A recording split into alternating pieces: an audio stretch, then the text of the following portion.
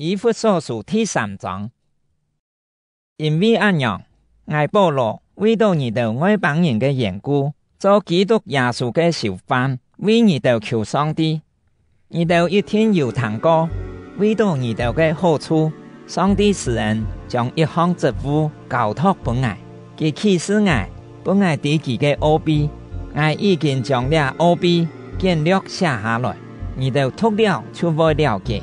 我稱之基督嘅奧秘，在以前嘅時代，上帝唔是本馬人知這個奧秘，總係這下，佢已經通過聖靈啟示佢嘅聖使徒老先知咧。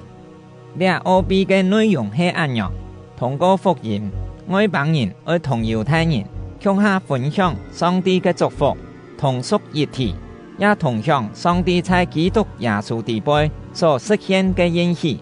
上帝設立我執行這傳福音嘅職務，這係照佢所運行嘅權能，書本我嘅特別恩賜。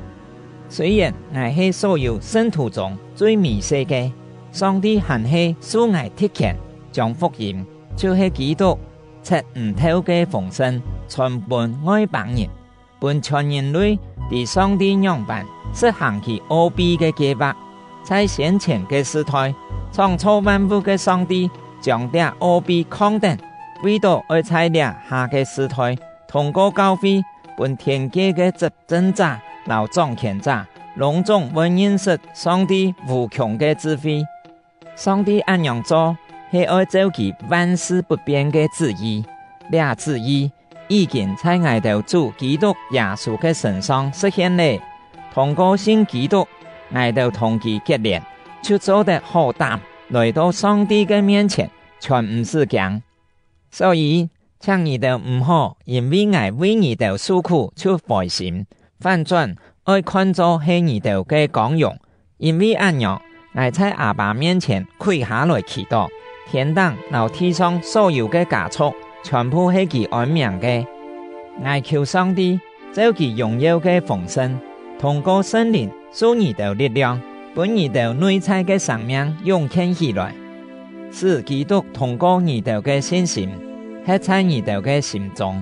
我也祈求上帝，本你哋在佢嘅通識中有見也有記，好本你哋同眾聖徒向下體驗基督嘅通識係樣板嘅長發高深，讓你哋真正體驗到基督嘅超過知識所能了解嘅通識。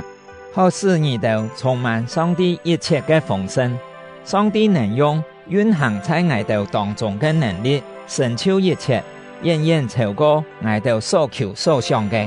讓佢在教會中，並在基督耶穌地位得到榮耀，直到世世代代，永永遠遠。阿們。